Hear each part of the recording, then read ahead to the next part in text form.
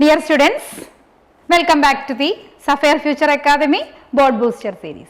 നമ്മുടെ molecular base of inheritance last portion ആണ് നമ്മുടെ DNA ഫിംഗർ പ്രിന്റിംഗ് എന്ന് പറയും. നമ്മളിപ്പോൾ വലിയൊരു ചാപ്റ്റർ ആയിരുന്നു മോളിക്കുലാർ ബേസ് ഓഫ് ഇൻഹെറിറ്റൻസ്. അത് നമ്മൾ ആദ്യം DNA എല്ലാ ക്യാരക്ടേഴ്സും സ്റ്റഡി ചെയ്ത് ട്രാൻസ്ക്രിപ്ഷൻ ട്രാൻസ്ലേഷൻ ഒക്കെ പഠിച്ച് ലാസ്റ്റ് നമ്മൾ ഏറ്റവും അഡ്വാൻസ് ആയിട്ടുള്ള നമ്മുടെ ഒരു ബയോളജിയുടെ ഏരിയ ആയിട്ടുള്ള DNA ഫിംഗർ പ്രിന്റിംഗ് എന്ന് പറയുന്ന ഒരു പോർഷൻ ആണ് നമ്മൾ ഈ ക്ലാസ്സിൽ ഡിസ്കസ് ചെയ്യുന്നത്. അപ്പം നമുക്കിവിടെ നമുക്കറിയാം ഫിംഗർ പ്രിന്റ് എന്താണെന്ന് അറിയാം. നമ്മുടെ എല്ലാവരുടെയും ഫിംഗർ പ്രിന്റ്സ് യുണീക്ക് ആണ് അല്ലേ. അപ്പോൾ അതുകൊണ്ടാണ് കൂടുതലായിട്ട് നമ്മളെ ഈ ക്രിമിനോളജിയിലൊക്കെ നമ്മൾ അല്ലെങ്കിൽ ഫോറൻസിക് സ്റ്റഡീസിനൊക്കെ നമ്മൾ എന്ത് ചെയ്യും, ഫിംഗർ പ്രിന്റ് യൂസ് ചെയ്യും. അപ്പോൾ ഇവിടെ നമ്മൾ എന്താണ് DNA ഫിംഗർ പ്രിന്റ് എന്ന് വെച്ചാൽ എന്താണ്, നമ്മുടെ ഫിംഗർ പ്രിന്റ് പോലെ തന്നെ നമ്മുടെ DNAയുടെ അറേഞ്ച്മെന്റും എന്താണ് ഓരോ പേഴ്സണിലും യുണീക്ക് ആണ്. ആ ക്യാരക്ടേഴ്സ് വെച്ചിട്ടാണ് നമ്മൾ എന്ത് ചെയ്യുന്നത്, ഈ DNA ഫിംഗർ പ്രിന്റിങ് ചെയ്യുന്നത്. അപ്പോൾ DNA ഫിംഗർ പ്രിന്റിങ് എന്ന് പറഞ്ഞാൽ എന്താണ്, നമ്മളൊരു രണ്ട് ഇൻഡിവിജ്വൽസിന്റെ DNA സീക്വൻസ്, DNA എവിടെ കാണുന്നത്, നമ്മുടെ സെല്ലിൽ ക്രോമസോമിൽ കാണുന്ന DNAയിലെ സീക്വൻസ് എന്താ അർത്ഥം, നൈട്രജൻ ബേസിന്റെ അറേഞ്ച്മെന്റ് നമ്മൾ എന്ത് ചെയ്യണമെന്ന് കമ്പയർ ചെയ്തിട്ട് അതിനെപ്പറ്റി സ്റ്റഡി ചെയ്യും. അതിനെയാണ് നമ്മൾ എന്ത് പറയുക, DNA ഫിംഗർ പ്രിന്റ്. അപ്പോൾ ഒരാളുടെ ഇപ്പോൾ ഒരു പേഴ്സന്റെ ഒരു DNA ഫിംഗർ പ്രിന്റ് നോക്കുവാണെങ്കിൽ അത് എപ്പോഴും എന്തായിരിക്കും, യുണീക്ക് ആയിരിക്കും. അതൊരിക്കലും എന്തുണ്ടാവില്ല, ഇപ്പോൾ സെക്കൻഡ് വേറൊരു പേഴ്സൺ, ഈ രണ്ട് പേഴ്സന്റെ DNA ഫിംഗർ പ്രിന്റ് നമ്മൾ കമ്പയർ ചെയ്ത് കഴിയുമ്പോൾ ഇവർ തമ്മിൽ എന്താണ് സിമിലാരിറ്റീസ് കുറച്ചുണ്ടാവും. പക്ഷെ ഒപ്പം തന്നെ എന്താണ് ഓരോരുത്തർക്കും ഓരോ type unique DNA finger prints ആയിരിക്കും വരിക. പക്ഷെ അത് ചില എക്സെപ്ഷനൊക്കെ വരും. ഇപ്പോൾ നമ്മുടെ ട്വിൻസിലൊക്കെ ആണെങ്കിൽ ഏകദേശം സിമിലർ ആയിട്ട് വരും. അല്ലാത്ത കേസിലൊക്കെ എന്താണ് നമ്മുടെ ഫിംഗർ പ്രിന്റ് പോലെ തന്നെ നമ്മുടെ DNAയുടെ നൈട്രജൻ ബേസിന്റെ ചില അറേഞ്ച്മെന്റ് ഒക്കെ എന്താണ് യുണീക്ക് ആണ്. ആ യുണീക്ക് ആയിട്ടുള്ള ക്യാരക്ടേഴ്സ് എന്തിന്റെ ബേസിലായിരിക്കും എന്നറിയോ, ചില DNA സീക്വൻസ് എന്ത് ചെയ്യുവാണ്, റിപ്പീറ്റ് ചെയ്ത് വരും. റിപ്പീറ്റേറ്റീവ് സീക്വൻസിന്റെ ബേസിലാണ് നമ്മൾ എന്ത് ചെയ്യുന്നത്, ഈ DNA ഫിംഗർ പ്രിന്റ് എന്ന് പറയുന്ന ഒരു പ്രോസസ്സ് നടക്കുന്നത്.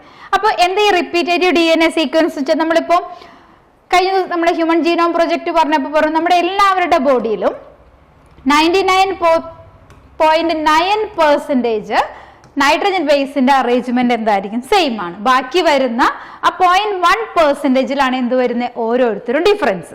ആ ഡിഫറൻസ് എന്തിന്റെ ബേസിലാണ്, നമ്മുടെ നൈട്രജൻ ബേസിന്റെ അറേഞ്ച്മെന്റിന്റെ ബേസിൽ. ഇപ്പൊ ഫോർ എക്സാമ്പിൾ നമുക്കിപ്പോ ഇതൊരു 6 നൈട്രജൻ ബേസ് ആണ്, അതിന്റെ ഒരു സീക്വൻസ് ആണ്. ഇതെന്ത് ചെയ്യുവാണ്, ഇപ്പൊ നമ്മൾ എല്ലാവരുടെ ബോഡിയിൽ ഇപ്പൊ സപ്പോസ് ഒരു എക്സാമ്പിൾ പറഞ്ഞതാണ്, ഇതുപോലെ ആവണം എന്നല്ല, ഈ ഒരു 6 നൈട്രജൻ ബേസിന്റെ ഈ സീക്വൻസ് എല്ലാവരുടെ ബോഡിയിലും ഉണ്ടാവും. പക്ഷെ എത്ര പ്രാവശ്യം അത് റിപ്പീറ്റ് ചെയ്ത് വരുന്നു എന്നുള്ളത് ഡിഫറെന്റ് ആയിരിക്കും. ഇപ്പൊ ഒരു പേഴ്സൺ എ എന്ന് പറയുന്ന ഒരു പേഴ്സണിൽ ഈ സീക്വൻസ് ചിലപ്പോൾ ഒരു 10 ടൈംസ് റിപ്പീറ്റ് ചെയ്ത് വരും. ഇപ്പൊ ഈ സെയിം സീക്വൻസ് തന്നെ അഗെയിൻ ഇങ്ങനെ റിപ്പീറ്റ് ചെയ്ത് വരും. അപ്പോൾ ഒരു ഈ 6 nitrogen base several times repeat ചെയ്ത് വരും. ഇപ്പൊ 10 ടൈംസ് ആണെങ്കിൽ ബി എന്ന് പറയുന്ന ഒരു പേഴ്സണിൽ ചിലപ്പോൾ ഇതായിരിക്കും 50 ടൈംസ് ആയിരിക്കും ഈ സീക്വൻസ് റിപ്പീറ്റ് ചെയ്ത് വരിക. ഇപ്പൊ സി എന്ന് പറയുന്ന ഒരു പേഴ്സണിൽ ചിലപ്പോൾ ഇതെന്തായിരിക്കും, ഒരു 25 ടൈംസ് ആയിരിക്കും ഈ സെയിം സീക്വൻസ് റിപ്പീറ്റ് ചെയ്ത് വരിക. ഈ സീക്വൻസിന്റെ റെപ്പിറ്റേഷൻ ആണ് ഓരോരുത്തരെയും എന്താക്കി മാറ്റുന്നത്, ഡിഫറൻസ് ആക്കി മാറ്റുന്നത്. ഈ സീക്വൻസ് നമ്മൾ ഐഡന്റിഫൈ ചെയ്യുക എന്നുള്ളതാണ് നമ്മൾ DNA ഫിംഗർ പ്രിന്റിംഗിൽ ചെയ്യുന്നത്. അപ്പൊ നമ്മൾ എന്താണ് ഈ സീക്വൻസ്, അപ്പൊ എന്താ റിപ്പീറ്റേറ്റീവ് സീക്വൻസ് എന്ന് പറഞ്ഞാൽ നമ്മൾ അതിനെ സാറ്റലൈറ്റ്സ് എന്നൊക്കെ പറയും. സാറ്റലൈറ്റ് അല്ലെങ്കിൽ റിപ്പീറ്റേറ്റീവ് സീക്വൻസ് എന്ന് വെച്ചാൽ several nitrogen bases that repeat several times in each and every person. അപ്പൊ അതിനെയാണ് നമ്മൾ എന്ത് പറയുന്നത്, ഇതിനെ റിപ്പീറ്റേറ്റീവ് സീക്വൻസ് അല്ലെങ്കിൽ സാറ്റലൈറ്റ് എന്ന് പറയും. അപ്പൊ നമുക്ക് എന്താണ് നമ്മുടെ ബോഡിയിൽ ഏറ്റവും കൂടുതൽ കാണുന്നത് എന്ത് തന്നെയാണ്, ഈ റിപ്പീറ്റേറ്റീവ് സീക്വൻസ് ആണ്. അതാണ് നമ്മൾ ഹ്യൂമൻ ജീനോം പ്രൊജക്റ്റിൽ പറഞ്ഞത്. വളരെ ലെസ് നമ്പർ മാത്രമാണ് എന്ത് ചെയ്യുള്ളൂ, പ്രോട്ടീൻ സിന്തസിൽ ഇൻവോൾവ് ചെയ്യുന്നുള്ളൂ. ബാക്കി എല്ലാം എന്ത് തന്നെയാണ്, ഈ റിപ്പീറ്റേറ്റീവ് സീക്വൻസ് തന്നെയാണ്. അപ്പോൾ ഇങ്ങനെ റിപ്പീറ്റേറ്റീവ് സീക്വൻസ് വന്നതുകൊണ്ട് നമുക്ക് വേറെ പ്രോബ്ലംസ് ഒന്നുമില്ല. ഇത് നമ്മൾ എന്ത് ചെയ്യും, നമ്മുടെ നെക്സ്റ്റ് ജനറേഷനിലേക്ക് ഈ റിപ്പീറ്റേറ്റീവ് സീക്വൻസ് നമ്മൾ ട്രാൻസ്മിറ്റ് ചെയ്യും. അത് വെച്ചിട്ടാണ് നമ്മൾ ഇന്ന് ഒരു കമ്പാരിറ്റീവ് സ്റ്റഡി ഒക്കെ നോക്കുന്നത്. അപ്പൊ നമ്മളിവിടെ എന്താണ്, ഈ നമ്മൾ സെൻട്രിഫ്യൂജ് ചെയ്യുമ്പോൾ ഈ റിപ്പീറ്റേറ്റീവ് സീക്വൻസിന് നമ്മൾ പറയുന്ന പേരാണ് എന്ത്, സാറ്റലൈറ്റ് എന്ന് പറയും. എന്താ സാറ്റലൈറ്റ് എന്ന് വെച്ചാൽ നമ്മുടെ DNAയിൽ ഒരു ബൾക്ക് ഓഫ് DNA എന്ത് ചെയ്യുവാണ്, ഇങ്ങനെ സെവറൽ ടൈംസ് റിപ്പീറ്റ് ചെയ്ത് വരും. അതിനെയാണ് നമ്മൾ എന്ത് പറയുന്നത്, സാറ്റലൈറ്റ്. അത് തന്നെയാണ് എന്ത് പറയുന്നത്, റിപ്പീറ്റേറ്റീവ് സീക്വൻസ്. അപ്പൊ നമ്മൾ ഈ സാറ്റലൈറ്റ് എന്ന് പറഞ്ഞാൽ നമുക്ക് രണ്ട് ടൈപ്പിലാണ് നമ്മൾ സാറ്റലൈറ്റ്സ് പറയാം. രണ്ട് ടൈപ്പ് നമ്മൾ സാറ്റലൈറ്റ്സ് പറയുമ്പോൾ ഇങ്ങനെയാണ്, നമുക്ക് ഒരെണ്ണം മിനി സാറ്റലൈറ്റ്സും വേറൊരെണ്ണമാണ് മൈക്രോ സാറ്റലൈറ്റ്സ് എന്ന് പറയും. മിനി സാറ്റലൈറ്റ്സ് എന്ന് പറഞ്ഞു കഴിഞ്ഞാൽ നമുക്കിവിടെ നോക്കിക്കഴിഞ്ഞാൽ അറിയാൻ പറ്റും, നോക്കിക്കേ, ഇപ്പൊ നമുക്ക് ഈ മൈക്രോ സാറ്റലൈറ്റ്സിൽ എന്താ പ്രത്യേകത, ഒരു 2 to 6 ബേസ് പെയേഴ്സ് ആണ്. പക്ഷെ വളരെ ചെറിയൊരു സീക്വൻസ് മാത്രമാണ് റിപ്പീറ്റ് ചെയ്ത് വരുള്ളൂ. ഇപ്പൊ നോക്കിക്കേ, ഇവിടെ നോക്കിയേ, ഇത്രയും ഭാഗം എന്ന് പറയുമ്പോൾ എന്താണ്, ഇവിടെ ഒരു 2 to 6 ബേസ് പെയേഴ്സ് ഇങ്ങനെ സെവറൽ ടൈംസ് റിപ്പീറ്റ് ചെയ്ത് വരും. അത് ചില ആൾക്കാർക്ക് എന്തായിരിക്കും, ഒരു 20 ടൈംസ് റിപ്പീറ്റ് ചെയ്ത് വരും. അതേസമയം നമ്മൾ മിനി സാറ്റലൈറ്റ്സ് എന്ന് പറഞ്ഞാൽ എന്താണ്, ഈ നമ്പർ ഓഫ് നൈട്രജൻ ബേസ് കുറച്ചും കൂടി കൂടുതലായിരിക്കും. ഏകദേശം ഒരു 100 ബേസ് ഒക്കെ ആയിരിക്കും സെവറൽ ടൈംസ് റിപ്പീറ്റ് ചെയ്ത് വരിക. അപ്പോൾ ഏതൊക്കെയാണ് സാറ്റലൈറ്റ്സിനെ നമ്മൾ 2 ടൈപ്പായിട്ടാണ് ഡിവൈഡ് ചെയ്യുന്നത്, മൈക്രോ ആൻഡ് മിനി. മൈക്രോ എന്ന് വെച്ചാൽ ഭയങ്കര സ്മോൾ ആയിരിക്കും, ഏകദേശം എത്രയാണ്, ഒരു 2 to 6. ഇപ്പൊ നമുക്കൊരു ഇങ്ങനെ ഒരു 6 nitrogen base several times repeat ചെയ്ത് വരും. അതേസമയം മിനി എന്ന് പറഞ്ഞാൽ എന്താണ്, ഏകദേശം 100 ആണ്. 100 നൈട്രജൻ ബേസ് എന്താണ്, സെവറൽ ടൈംസ് റിപ്പീറ്റ് ചെയ്ത് വരും. ഇപ്പൊ ഇവിടെ നോക്കിക്കേ, ഇവിടെ ഈ സീക്വൻസ് കണ്ടോ, 1 2 3 4 5 6 7 8 ടൈംസ് റിപ്പീറ്റ് ചെയ്ത് വരും. വേറൊരു പേഴ്സണിൽ എന്തായിരിക്കും, 20 ടൈംസ് ആയിരിക്കും റിപ്പീറ്റ് ചെയ്ത് വരിക. അപ്പൊ ഇതാണ് നമ്മൾ എന്ത് പറയുന്നത്, മൈക്രോ മിനി എന്ന് പറയുമ്പോൾ ഏതിന്റെ ബേസിലാണ്, നൈട്രജൻ ബേസിന്റെ ബേസിലാണ്. ഈ മിനി സാറ്റലൈറ്റ്സിനെ നമ്മൾ പറയുന്ന വേറൊരു പേരാണ് VNTR എന്ന് പറയും. VNTR ആണ് നമ്മുടെ ഏതിന്റെ ബേസിക് പ്രിൻസിപ്പിൾ, നമ്മുടെ DNA ഫിംഗർ പ്രിന്റിങ്ങിന്റെ പ്രിൻസിപ്പിൾ.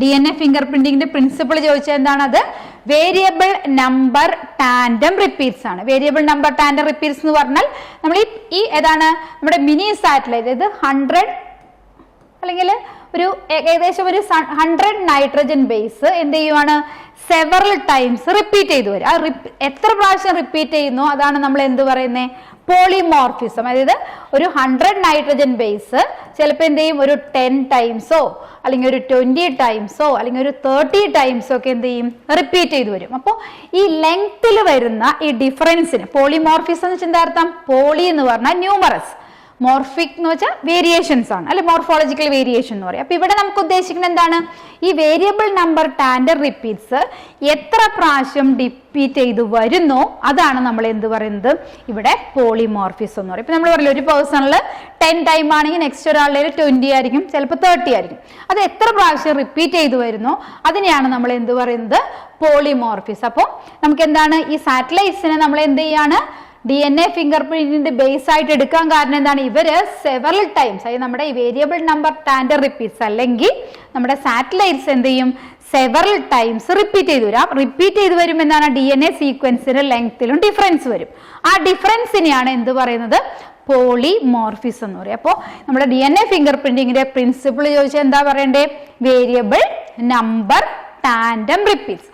ഒപ്പം തന്നെ ഈ നമ്മുടെ DNA ഫിംഗർ പ്രിന്റിങ് സ്റ്റാർട്ട് ചെയ്ത സയന്റിസ്റ്റിന്റെ പേരാണ് അലക് ജെഫ്രി എന്ന് പറയും. അലക് ജെഫ്രി എന്ന് പറയുന്ന സയന്റിസ്റ്റ് ആണ് DNA ഫിംഗർ പ്രിന്റ് സ്റ്റാർട്ട് ചെയ്തത്. അപ്പൊ നമ്മൾ എന്താ പറഞ്ഞ, DNA finger print 2 പേഴ്സന്റെ DNA sequence നമ്മൾ എന്ത് ചെയ്യുവാണ്, ഒന്ന് കമ്പയർ ചെയ്ത് സ്റ്റഡി ചെയ്യുന്നതാണ് നമ്മൾ എന്ത് പറയുന്നത്, DNA finger print. At the same time ഓർക്കുക, ഈ വേരിയബിൾ നമ്പർ ടാൻഡം റിപ്പീറ്റ്സ് എത്ര പ്രാവശ്യം റിപ്പീറ്റ് ചെയ്യുന്നോ അത് എന്തായിരിക്കും, ഓരോ പേഴ്സന്റെയും യുണീക്ക് ക്യാരക്ടർ ആയിരിക്കും. ഇതെന്ത് ചെയ്യും, നമ്മളിപ്പോൾ നമ്മുടെ നെക്സ്റ്റ് ജനറേഷനിലേക്ക് എന്ത് ചെയ്യും, ഈ വേരിയബിൾ നമ്പർ ടാൻഡം റിപ്പീറ്റ്സിനെ ട്രാൻസ്മിറ്റും ചെയ്യുന്നുണ്ട്.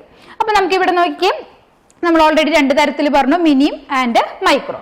അപ്പൊ നമുക്ക് നോക്കിയേ, ഇത് ഈ ഹൈ ഡിഗ്രി ഓഫ് പോളിമറൈസേഷൻ എത്ര പ്രാവശ്യം ഇത് റിപ്പീറ്റ് ചെയ്യുന്നു അതിനനുസരിച്ചിട്ടാണ് നമുക്ക് എന്ത് പറയുന്നത്, നമ്മുടെ DNA ഫിംഗർ പ്രിന്റിംഗിൽ നമ്മൾ ഈ സീക്വൻസ് ഒക്കെ അനലൈസ് ചെയ്യുന്നത്. അപ്പൊ നോക്കിക്കേ, ഇപ്പൊ നമുക്ക് ഇവിടെ ഈ ബേസിക് പ്രിൻസിപ്പിൾ വെച്ചിട്ട് തന്നെയാണ് നമ്മൾ എന്ത് ചെയ്തത്, ഹ്യൂമൻ ജീനോം പ്രൊജക്റ്റും അവിടെ നമ്മൾ ചെയ്തത്. കുറെ കാര്യങ്ങൾ അതിന്റെ ബേസിൽ തന്നെയാണ് നമ്മൾ ഐഡന്റിഫൈ ചെയ്തത്.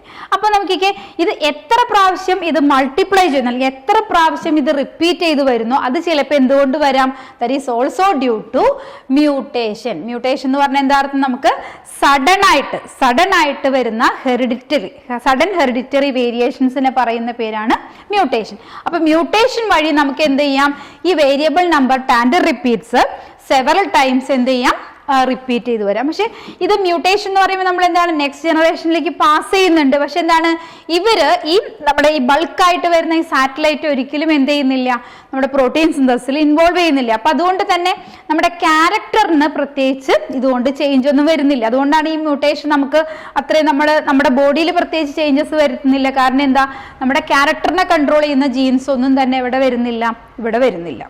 അപ്പൊ നമുക്ക് എന്താണ് ഈ മ്യൂട്ടേഷൻ വഴിയാണ് ഇതിന്റെ സെവറൽ റെപ്പിറ്റേഷനിൽ ഡിഫറൻസ് വരുന്നത്. അതിനെയാണ് നമ്മൾ എന്ത് പറയുന്നത്, പോളിമോർഫിസം എന്ന് പറയുന്നത്. അപ്പൊ നമുക്ക് എന്താണ് ഈ വേരിയേഷൻസ് നമ്മൾ എന്ത് ചെയ്യും, നമ്മുടെ നെക്സ്റ്റ് ജനറേഷനിലേക്ക് നമ്മൾ ട്രാൻസ്ഫർ ചെയ്യും. അപ്പോൾ ഇതിന്റെ ഹൈ ഫ്രീക്വൻസി ഓഫ് ഈ റിപ്പീറ്റേറ്റീവ് സീക്വൻസ് ആണ് നമ്മൾ എന്ത് പറയുന്നത്, DNA പോളിമോർഫിസം. അപ്പൊ നമ്മൾ എന്താണ് ഒരു ഇപ്പൊ നമ്മുടെ ബോഡിയിലെ മ്യൂട്ടേഷൻ വഴി ചേഞ്ചസ് വരും, അല്ലെങ്കിൽ ഈ variable number tandem repeats several times എന്ത് ചെയ്യുവാണ്, ഇത് മൾട്ടിപ്ലൈ ചെയ്യും. അപ്പൊ എന്താണ് ഈ മ്യൂട്ടേഷൻ നമ്മൾ എന്ത് ചെയ്യാണ്, നെക്സ്റ്റ് ജനറേഷനിലേക്ക് പാസ് ചെയ്യുമ്പോൾ എന്ത് ചെയ്യും, ഇത് നല്ല ഹൈ ഫ്രീക്വൻസിയിൽ നമുക്ക് നെക്സ്റ്റ് ജനറേഷനിലും കാണാം. എന്തുകൊണ്ട് ഹൈ ഫ്രീക്വൻസിയിൽ വരുന്നത്, നമ്മുടെ ഫാദറിന്റെയും മദറിന്റെയും ഈ variable number tandem repeats next ജനറേഷനിലേക്ക് പാസ് ചെയ്യുന്നുണ്ട്. അപ്പൊ എന്ത് ചെയ്യും, അവരുടെ ബോഡിയിൽ ഇത് കുറച്ചും കൂടി ഹൈ ഫ്രീക്വൻസിയിൽ നമുക്ക് കാണാൻ പറ്റും. അപ്പോൾ ഈ വേരിയബിൾ നമ്പർ ടാൻഡർ റിപ്പീറ്റ്സിന്റെ ബേസിലാണ് നമ്മൾ എന്ത് ചെയ്യുന്നത്, DNA ഫിംഗർ പ്രിന്റ് ചെയ്യുന്നത്. അപ്പൊ നമ്മൾ DNA ഫിംഗർ പ്രിന്റ് ചെയ്യുമ്പോൾ എന്താണ്, എത്ര പ്രാവശ്യം ഇത് റിപ്പീറ്റ് ചെയ്യുന്നു അതിനനുസരിച്ച് എന്ത് ചെയ്യും, നമ്മൾ ഒക്കെ കമ്പ്യൂട്ടറൈസ്ഡ് ആയിട്ടാണ് ചെയ്യുന്നത്. അതിൽ നമ്മൾ ഒരേ ബാൻഡ് ആയിട്ട് കാണും. ഈ ബാൻഡ് നമ്മൾ എന്ത് ചെയ്യണം, അങ്ങോട്ടും ഇങ്ങോട്ടും ഒന്ന് കമ്പയർ ചെയ്ത് നോക്കിയിട്ടാണ് നമ്മൾ എന്ത് ചെയ്യുന്നത്, ഈ പെറ്റന്റ് ഡിസ്പ്യൂട്ടിലും അതുപോലെ തന്നെ ഫോറൻസിക് സയൻസിലൊക്കെ ഇത് അനലൈസ് ചെയ്യുന്നത്. അപ്പൊ നമുക്കിതിന്റെ കുറച്ച് സ്റ്റെപ്സ് ആണ് നമ്മൾ പറയുന്നത്. എങ്ങനെയാണ് നമ്മൾ DNA ഫിംഗർ പ്രിന്റിങ് ചെയ്യാന്നാ പറയുന്നത്. അപ്പൊ ആദ്യം നമ്മൾ എന്ത് ചെയ്യുവാണ്, DNA ഫിംഗർ പ്രിന്റ് ചെയ്യണമെങ്കിൽ നമുക്ക് ഒരു ബ്ലഡ് സാമ്പിളോ അല്ലെങ്കിൽ സെല്ല് എന്ന് പറയുമ്പോൾ ഏത് വേണമെങ്കിലും എടുക്കാം. നമ്മളിപ്പോ ഒരു ക്രൈം നടന്ന സ്ഥലത്ത് നിന്നാണെങ്കിൽ നമ്മൾ അവിടുന്ന് സെലക്ട് ചെയ്യുന്ന ബ്ലഡ് അല്ലെങ്കിൽ സെമൻ അല്ലെങ്കിൽ ഹെയറിന്റെ ഒക്കെ ബേസിൽ സെല്ല് ഉണ്ടാവും. അപ്പൊ നമ്മൾ എന്താണ് നമ്മൾ സെലക്ട്, ഇപ്പൊ ബ്ലഡ് സാമ്പിൾ എന്ന് പറയുന്നതിന്റെ ഒപ്പം തന്നെ നമുക്ക് എന്ത് കൊടുക്കാം, ഇപ്പൊ നമ്മളിവിടെ ഹെയറിൽ നിന്ന് എടുക്കാം, ഹെയറിൽ നിന്ന് ഐഡന്റിഫൈ ചെയ്യുന്ന സെല്ല് എടുക്കാം, അല്ലെങ്കിൽ സെമനിൽ നിന്ന് എടുക്കാം. എവിടെ നിന്ന് വേണമെങ്കിലും നമുക്ക് എന്ത് ചെയ്യാം, ഈ സെല്ലിനെ ഐഡന്റിഫൈ ചെയ്യും. അപ്പൊ നമുക്ക് എന്ത് ചെയ്യാണ്, ആദ്യം നമ്മുടെ സെല്ല് എടുത്തു, അല്ലെങ്കിൽ നമ്മുടെ ബ്ലഡ് സാമ്പിൾ ആണെങ്കിൽ ബ്ലഡ് സാമ്പിൾ എടുത്തു. അപ്പൊ നമ്മുടെ എല്ലാ സെല്ലുകളിലും എന്തുണ്ടാവും, DNA ഉണ്ടാവും. എന്നിട്ട് എന്ത് ചെയ്യും, നമ്മളിപ്പോ ബ്ലഡ് സാമ്പിൾ ആണ് കിട്ടിയെന്നുണ്ടെങ്കിൽ ഈ ബ്ലഡ് സാമ്പിളിൽ നിന്ന് നമ്മൾ എന്ത് ചെയ്യണം, അതിന്റെ DNA ഐസൊലേറ്റ് ചെയ്യാം.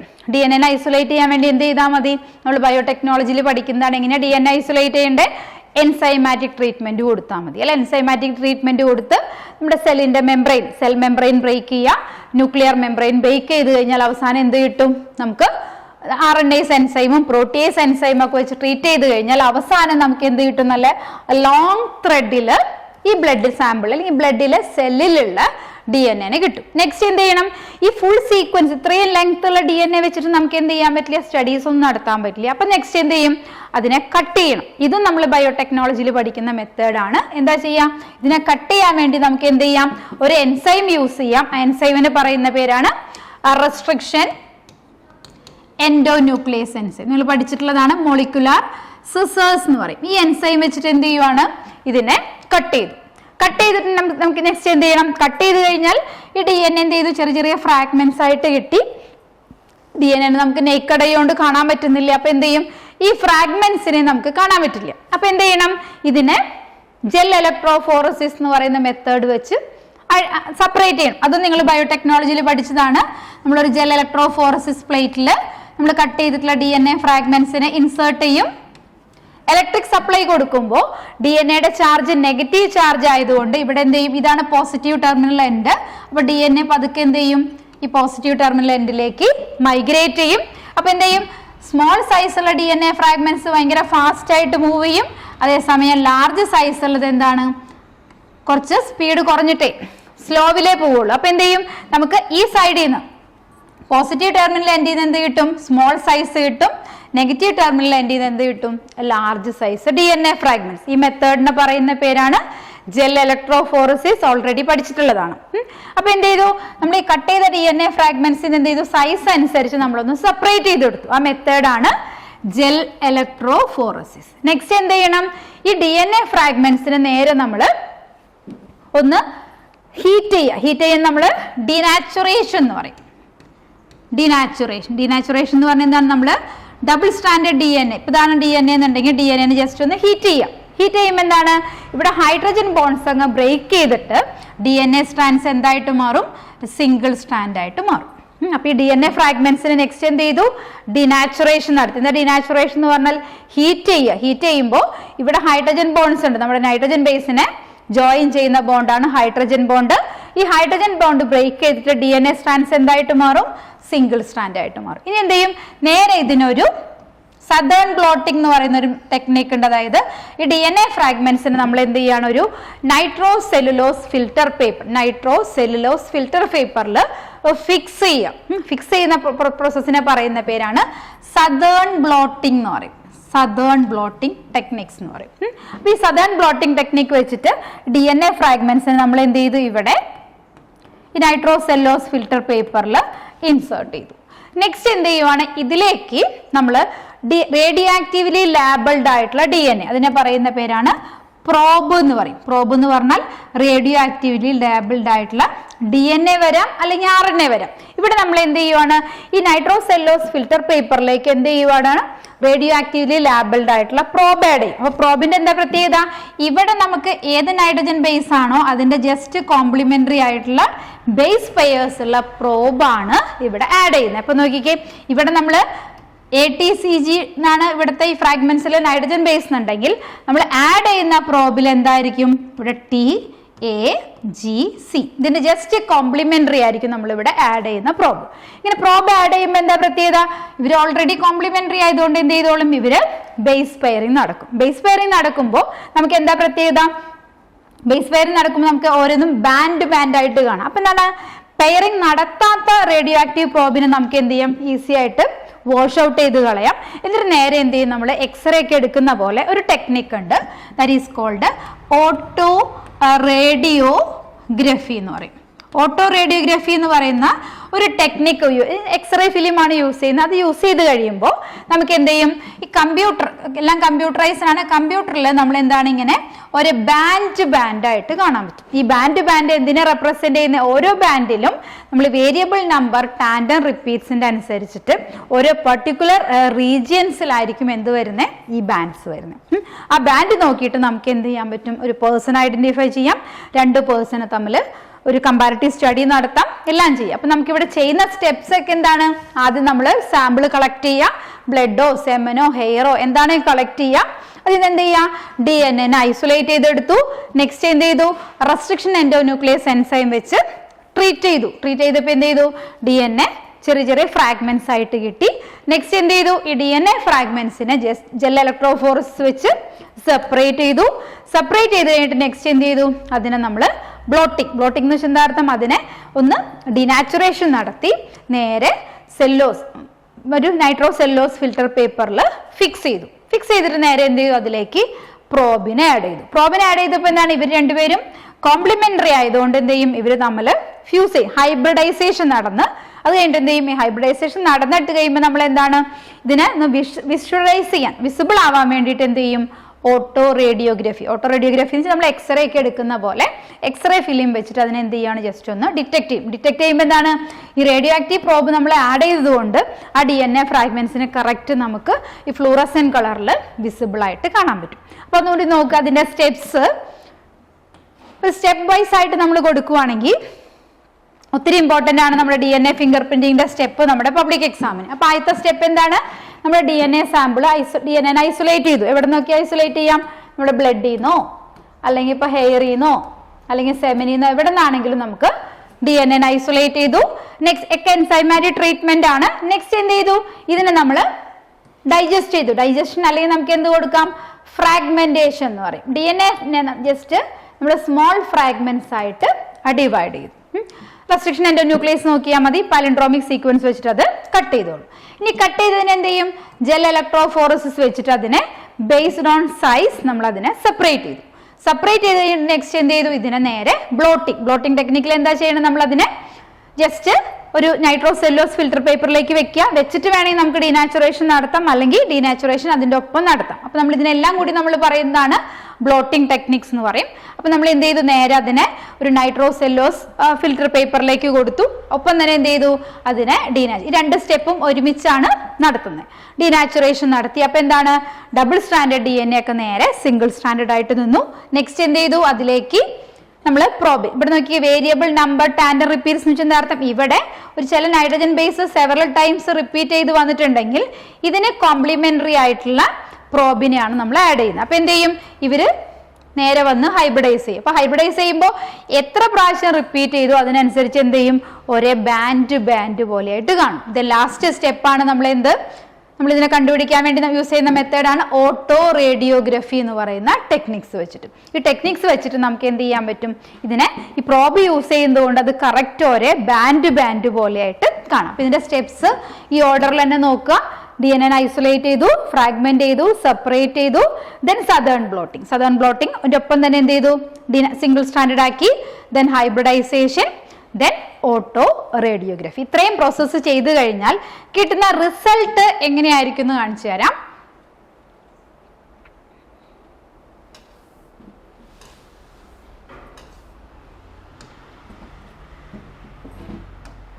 ഇതിന്റെ റിസൾട്ട് ഇങ്ങനെ ഇരിക്കും. ഇപ്പൊ നമ്മൾ നോക്കിക്കേ, ഇപ്പൊ നമ്മള് 3 ക്രോമസോം ആണ് ഇവിടെ സ്റ്റഡി ചെയ്തിട്ടുള്ളത്, 7th, 2nd one and 16th one. അപ്പൊ ഇവിടെ നമുക്ക് നമ്മുടെ ക്രോമസോം പെയേഴ്സ് ആയിട്ട് കൊടുത്താണ് നമ്മുടെ എല്ലാവരുടെ ബോഡിയിൽ എന്തുണ്ട്, ഫാദറിൽ നിന്ന് കിട്ടിയത് ഒരു ക്രോമസോം ഉണ്ട്, മദറിൽ നിന്ന് കിട്ടിയ ക്രോമസോം ഉണ്ട്. അപ്പൊ നോക്കിക്കേ, ഇത് നമ്മുടെ ഫാദറിന്റെ ആണ്, ഇത് മദറിന്റെ ആണ്. ഇപ്പൊ നമുക്ക് ഒരു ക്രൈം നടന്ന സ്ഥലത്ത് നിന്ന് കിട്ടിയ ഒരു ബ്ലഡ് സാമ്പിൾ ആണ്. ഏതാണ് നമ്മൾ എന്ത് പറയുന്നത്, ഈ C എന്ന് പറയുന്നത് നമ്മളൊരു ക്രൈം നടന്ന സ്ഥലത്ത് നിന്ന് കിട്ടിയ ഒരു ബ്ലഡ് സാമ്പിളിന്റെ DNA ഐസൊലേറ്റ് ചെയ്തതാണ്. നെക്സ്റ്റ് ഇവർ രണ്ടുപേരും ഈ 2 പേഴ്സൺ എന്ന് പറഞ്ഞാൽ എയും ബി എന്ന് പറയുന്ന പേഴ്സൺ എന്താണ്, ഇവർ രണ്ടുപേരും സസെപ്റ്റബിൾ ആയിട്ടുള്ള പേഴ്സൺ ആണ്. അപ്പൊ നോക്കിക്കേ, ഇവരുടെ 3 ക്രോമസോം ആണ് ഇവിടെ സ്റ്റഡി ചെയ്തിട്ടുള്ളത്, 7th one, 2nd, അതുപോലെ തന്നെ 16th one. അപ്പൊ നോക്കിക്കേ, ഇവിടെ ഇതാണ് നമ്മുടെ ക്രൈം നടന്ന സ്ഥലത്ത് നിന്ന് കിട്ടിയെന്നുണ്ടെങ്കിൽ ഇവിടെ നോക്കിക്കേ, ഒരു 1 2 3 4 5 6 7 8 9 10 11 ടൈംസ് എന്ത് ചെയ്തിട്ടുണ്ട്, നമ്മുടെ ചില DNA സീക്വൻസ് റിപ്പീറ്റ് ചെയ്ത് വന്നിട്ടുണ്ട്. ഇതാണ് നമ്മൾ എന്ത് പറയുന്നത്, വേരിയബിൾ നമ്പർ ടാൻഡം റിപ്പീറ്റ്സ് എന്ന് പറയും. ഇവിടെ എന്താണ് 11 ടൈംസ്. അപ്പൊ നോക്കി, ഇവിടെ കണ്ടോ, ഈ ഇപ്പൊ C എന്ന് പറയുന്ന ആളുടെ കണ്ടോ, ഇവിടെ ഇതാണ് നമ്മുടെ നമ്പേഴ്സ് ആണ് ഈ റൈറ്റ് സൈഡിൽ കൊടുത്തിട്ടുള്ളത്. ഈ 7 ടൈംസ് എന്ത് ചെയ്തിട്ടുണ്ട്, ഇവിടെ റിപ്പീറ്റ് ചെയ്തിട്ടുണ്ട്. അപ്പൊ ഈ 7th ക്രോമസോമില് 11 ടൈംസ് റിപ്പീറ്റ് ചെയ്ത് വന്നിട്ടുണ്ട്. അപ്പൊ നോക്കിക്കേ, ഇവിടെ നമ്പറിൽ ഈ 11th എന്നുള്ള നമ്പറിലാണ് എന്ത് വരുന്നത്, ഇവിടെ ബാൻഡ് വരും. ഇനി നോക്കിക്കേ, നെക്സ്റ്റ് ക്രോമസോമിൽ നമ്മൾ നോക്കുമ്പോൾ അടുത്ത ക്രോമസോം എന്താണ്, 2nd ക്രോമസോമിൽ നോക്കുമ്പോൾ എന്താ പ്രത്യേകത, ഇവിടെ എത്ര പ്രാവശ്യം റിപ്പീറ്റ് ചെയ്ത് വന്നിരിക്കണേ, 8 ടൈംസ് റിപ്പീറ്റ് ചെയ്ത് വന്നു. ഇവിടെ 8 ടൈംസ് വന്നു. ഇവിടെ നെക്സ്റ്റ് എന്താണ്, ഇവിടെ 6 ടൈംസ് റിപ്പീറ്റ് ചെയ്ത് വന്നു. അപ്പൊ അതേപോലെ തന്നെ ഇവിടെ നോക്കുക, അതുപോലെ ഇവിടെ ഒരു 9 കൂടിയും വരും. ഇനി നോക്കിക്കേ, ഇവിടെ 16 ക്രോമസോം നമ്പറിൽ നോക്കി കഴിഞ്ഞാൽ ഇവിടെ നേരെ ഇങ്ങോട്ട് നോക്കുക. അപ്പൊ ഏകദേശം എത്രയാണ്, ഒരു 5 times variable number tandem repeats repeat ചെയ്ത് വന്നിട്ടുണ്ട്. ഇവിടെ ഫസ്റ്റ് ഒരു പ്രാവശ്യം ഇവിടെ 5 ടൈംസ് റിപ്പീറ്റ് ചെയ്ത് വന്നു. ഇനി നമ്മൾ എന്താണ്, ഈ ക്രൈം നടന്ന 2 പേരുടെ നോക്കുക. ഇവിടെ A എന്ന് പറയുന്ന ആളുടെ നോക്കിക്കേ, വേരിയബിൾ നമ്പർ ടാൻഡം റിപ്പീറ്റ്സ് എത്രയാണ്, നേരെ ഇങ്ങോട്ട് നോക്കുക, 10 ടൈംസ് റിപ്പീറ്റ് ചെയ്തിട്ടുള്ളൂ. ദെൻ നെക്സ്റ്റ് എന്ത് ചെയ്യാണ്, നമ്മുടെ 7th ക്രോമസോം എന്നുള്ളത് എത്രയാണ്, ഇവിടെയാണ് ബാൻഡ് വരുന്നത്. അതുപോലെ തന്നെ നെക്സ്റ്റ് ക്രോമസോം കണ്ടോ, ഇങ്ങനെ കമ്പാരിറ്റീവ് സ്റ്റഡി നോക്കുമ്പോൾ നെക്സ്റ്റ് അതുപോലെ തന്നെ B എന്ന് നോക്കുക. ബിയുടെ നോക്കി കഴിയുമ്പോൾ കണ്ടോ, ബിയില് എത്രയാണ് variable number tandem repeats, just എന്താണ്, exactly similar to the sample taken from the ആ ക്രൈം നടന്ന സ്ഥലത്ത്, C എന്ന് പറയുന്ന സ്ഥലത്ത് നിന്നാണ്. അതേപോലെ നോക്കിക്കേ, ഇവിടെ ഈ C എന്ന് പറയുന്ന പേഴ്സണായിട്ട് കൂടുതൽ സിമിലാരിറ്റീസ് കാണിക്കുന്നത് എവിടെയാണ്, ഇവിടെയാണ്. കണ്ടോ, ഇവർ 2 പേർക്കും എന്താണ്, 9 ടൈംസ് ആണ് വേരിയബിൾ നമ്പർ ടാൻഡം റിപ്പീറ്റ്സ് വന്നിട്ടുള്ളത്. അതേപോലെ തന്നെ ദേ കണ്ടോ, ഇതും സിമിലർ ആണ്. ദെൻ നെക്സ്റ്റ് നോക്കി, ഇവിടെയും സിമിലാരിറ്റീസ് വരും. ദെൻ ഇവിടെയും സിമിലാരിറ്റീസ് വന്നു. ദെൻ ഇവിടെയും സിമിലാരിറ്റീസ് വന്നു. അപ്പൊ ഏറ്റവും കൂടുതൽ സിമിലാരിറ്റീസ് കാണിക്കുന്നത് ആരാണ്, ഈ C എന്ന് പറയുന്ന ആ ക്രൈം നടത്തുന്നുള്ള ബ്ലഡ് സാമ്പിൾ ഏതിനോടാണ് കൂടുതൽ സിമിലാരിറ്റീസ് കാണിക്കുന്നത്, more similar to the B. അപ്പൊ നമുക്ക് എങ്ങനെ മനസ്സിലാക്കാം, ഈ B ആയിരിക്കും ഇവിടെ ക്രൈം നടന്ന സ്ഥലത്തെ അല്ലെങ്കിൽ ആ ചെയ്ത ആള് ക്രിമിനൽ എന്ന് പറയുന്നത് B ആന്ന് നമുക്ക് നോക്കാം. അതുപോലെ തന്നെ നമുക്കിപ്പോ പെറ്റന്റ് ഡിസ്പ്യൂട്ടിൽ നോക്കുകയാണെങ്കിൽ ഇപ്പൊ ഇതാണ് ചൈൽഡിന്റെ ഫിംഗർ പ്രിന്റ് എന്നുണ്ടെന്നുണ്ടെങ്കിൽ ഇത് എന്ത് ചെയ്യും, A B നമുക്ക് എന്തായിട്ട് കൊടുക്കാം, പാരന്റ്സ് ആയിട്ട് കൊടുക്കാം. അപ്പൊ എന്ത് ചെയ്യും, ഈ C എന്ന് പറയുന്ന ചൈൽഡിന് എന്തായിരിക്കും, A എന്ന് പറയുന്ന പാരന്റിന് ഫാദറിൽ നിന്നും മദറിൽ നിന്ന് എന്ത് കിട്ടും, ഈ ബാൻഡ് കിട്ടും. അപ്പൊ അതിനനുസരിച്ച് നമുക്കൊരു കമ്പാരിറ്റീവ് സ്റ്റഡി നോക്കി കഴിഞ്ഞാൽ നമുക്ക് എന്ത് മനസ്സിലാക്കാം, ഇത് ഐഡന്റിഫൈ ചെയ്യും. ഇതിനെയാണ് നമ്മൾ എന്ത് പറയുന്നത്, DNA ഫിംഗർ പ്രിന്റ് എന്ന് പറയുന്നത്. അപ്പൊ നമുക്ക് ഈ കമ്പ്യൂട്ടറൈസ്ഡ് ഡേറ്റ ആയിട്ട് നമുക്ക് എന്താണ്, ഇങ്ങനെയാണ് ബാൻഡ് ആയിട്ട് നോക്കുക. അപ്പൊ ഭയങ്കര സിമ്പിൾ ആയിട്ട് നോക്കാൻ പറ്റും, എന്താണ്, ഏതുമായിട്ടാണ് ക്ലോസ് സിമിലാരിറ്റീസ് കാണിക്കുന്നത് അതായിരിക്കും എന്ത് പറയുന്നത്, നമ്മൾ അതാണ് മാച്ച് ആയിട്ട് വരുന്നത്. അപ്പൊ നമ്മൾ സാധാരണ കേസിൽ ഈ DNA ഫിംഗർ പ്രിന്റ് നമ്മൾ പല ഏരിയയിൽ DNA ഫിംഗർ പ്രിന്റ് അപ്ലൈ ചെയ്യുന്നുണ്ട്. ഒരു കാര്യം നമ്മൾ എന്താണ്, ഇപ്പൊ ഫാമിലി കോർട്ടിലൊക്കെ നമ്മൾ ഒരു പെറ്റന്റ് ഡിസ്പ്യൂട്ട് ഫാദർ ആരാന്ന് ഐഡന്റിഫൈ ചെയ്യാനൊക്കെ നമ്മൾ ഒരു കേസ് ഫയൽ ചെയ്തിട്ടുണ്ടെങ്കിൽ അവർ ആദ്യം സജസ്റ്റ് ചെയ്യുന്ന മെത്തേഡ് എന്താണ്? DNA ഫിംഗർ പ്രിന്റ് എടുക്കുകയാണ്. അതിനാണ് അവരുടെ ബോഡി. ഇപ്പൊ ഫാദറിന്റെ ബോഡിയിൽ നിന്ന് എന്ത് ചെയ്യും? ബ്ലഡ് എടുത്തു കഴിഞ്ഞാൽ എന്ത് ചെയ്യും? മദറിന്റെ ബ്ലഡ് എടുക്കുക, ചൈൽഡിന്റെ ബ്ലഡ് സാമ്പിൾ നോക്കി കഴിഞ്ഞാൽ അവർ തമ്മിലൊരു കമ്പാരിറ്റീവ് സ്റ്റഡി നടത്തി കഴിഞ്ഞാൽ എന്ത് കണ്ടുപിടിക്കാൻ പറ്റും? പെറ്റേണിറ്റി ടെസ്റ്റ്, ഫാദർ ആരാന്ന് ഐഡന്റിഫൈ ചെയ്യാൻ പറ്റും. അതുപോലെ തന്നെ ഏതെങ്കിലും ഒരു പേഴ്സൺ മിസ്സിംഗ് ആയി എന്ന് വിചാരിക്കും. ഇപ്പൊ ഏതെങ്കിലും നാച്ചുറൽ കലാമിറ്റിയിലൊക്കെ മിസ്സായി കഴിഞ്ഞാൽ അവരുടെ റിലേറ്റീവ്സുമായിട്ട് അല്ലെങ്കിൽ ഫാദറിന്റെയും മദറിന്റെയും ബ്ലഡ് സാമ്പിൾ നോക്കിയിട്ട് അത് ഐഡന്റിഫൈ ചെയ്യാൻ പറ്റും. അതുപോലെ തന്നെ എന്തെങ്കിലും ഒരു ക്രൈം നടന്ന സ്ഥലത്ത് നമ്മൾക്ക് ആ ക്രിമിനലിനെ ഐഡന്റിഫൈ ചെയ്യും. നമ്മൾ സാധാരണ കേസിൽ നമ്മുടെ ഫോറൻസിക് ഡിപ്പാർട്ട്മെന്റിലൊക്കെ ഇത് അപ്ലൈ ചെയ്യുന്നുണ്ട്. അതുപോലെ തന്നെ നമ്മൾ ഒരു പോപ്പുലേഷന്റെ ഡെൻസിറ്റി, ഇപ്പൊ നമ്മൾ ഹ്യൂമൻ പോപ്പുലേഷന്റെ ഡെൻസിറ്റി അങ്ങനെയൊക്കെ നോക്കാനും നമുക്ക് എന്ത് ചെയ്യാം? ഫിംഗർ പ്രിന്റ് എടുക്കാം. കാരണം വെച്ചാൽ ഓരോരുത്തരുടെ ഫിംഗർ പ്രിന്റ് എന്താണ്? യുണീക്കാണ്. അപ്പൊ ഫിംഗർ പ്രിന്റ് നോക്കിക്കഴിഞ്ഞാൽ എന്താ അറിയാൻ പറ്റും? എത്ര പോപ്പുലേഷൻ ഉണ്ടെന്ന് ഐഡന്റിഫൈ ചെയ്യാൻ പറ്റും. അതുപോലെ തന്നെ എന്താണ്? നമുക്ക് എന്തെങ്കിലും ജനറ്റിക് ഡൈവേഴ്സിറ്റി, ജീൻസിന് എന്തെങ്കിലും അറേഞ്ച്മെന്റിൽ ഡിഫറൻസ് ഉണ്ടോ നോക്കാനും നമുക്ക് എന്ത് നോക്കാൻ പറ്റും? DNA finger print. അതുപോലെ തന്നെ നമുക്ക് നേരത്തെ പറഞ്ഞ പോലെ തന്നെ ഏതെങ്കിലും ഒരു പേഴ്സണൊക്കെ മിസ്സിംഗ് ആയിട്ടുണ്ടെങ്കിൽ മിസ്സിംഗ് പേഴ്സണെയൊക്കെ ഐഡന്റിഫൈ ചെയ്യാനും നമുക്ക് എന്ത് ചെയ്യാം? DNA ഫിംഗർ പ്രിന്റ് എടുക്കാം. അപ്പൊ നമ്മുടെ ബയോടെക്നോളജിയുടെ ഏറ്റവും അഡ്വാൻസ് ചെയ്തിട്ടുള്ള ഏരിയ ആണ് നമ്മൾ എന്ത് പറയുന്നത്? DNA finger printing. അപ്പോൾ നമ്മുടെ ഈ ഹ്യൂമൻ ജീനോം പ്രൊജക്റ്റും അതുപോലെ തന്നെ DNA ഫിംഗർ പ്രിന്റിങ് നമുക്ക് പബ്ലിക് എക്സാമിന് ഏകദേശം ഒരു ഷോർട്ട് നോട്ടിനൊക്കെ എപ്പോഴും ചോദിക്കുന്ന ക്വസ്റ്റ്യൻ ആണ്. DNA ഫിംഗർ പ്രിന്റിന്റെ ഏറ്റവും ഇമ്പോർട്ടൻ്റ് എന്താണ്? നമ്മുടെ അതിന്റെ സ്റ്റെപ്സ് ആണ്. അപ്പോൾ സ്റ്റെപ്സിൽ ആ കറക്റ്റ് ഓർഡറിൽ തന്നെ നന്നായിട്ട് പഠിച്ചു വെക്കുക. ഒപ്പം തന്നെ എന്താണ് ഇതിന്റെ അപ്ലിക്കേഷൻ, ഏതെങ്കിലും ഒരു 2 അപ്ലിക്കേഷൻസ് ഒക്കെയാണ് അതിന്റെ ക്വസ്റ്റ്യൻ വരും. ഒപ്പം തന്നെ നമ്മൾ വേറൊരു ക്വസ്റ്റ്യൻ വരുന്നതാണ് സദേൺ ബ്ലോട്ടിംഗ്. സദേൺ ബ്ലോട്ടിംഗ് എന്തിനുള്ള മെത്തേഡാണ്? It is the blotting technique that is mainly to identify ഏതിനുള്ളതാണ്? നമ്മുടെ DNA.